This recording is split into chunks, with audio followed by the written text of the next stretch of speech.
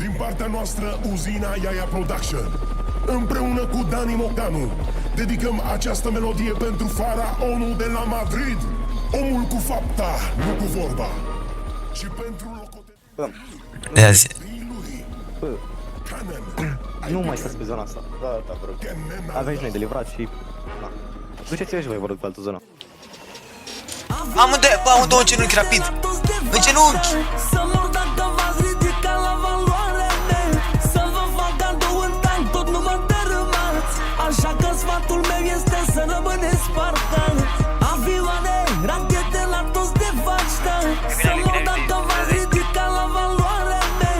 Să vă fac cadou în tank, tot nu mă dărâmați. Așa că sfatul meu este să rămâneți parcă.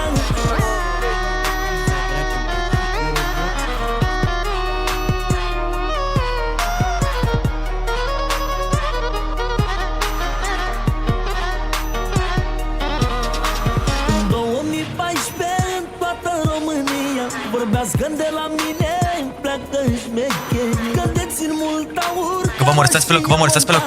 Că la putere mare și în țară și în afară. În 2014 în toată România. Vorbească de la mine, pleacă în șmecheri. Că dețin mult aur, ca Roșia Montană.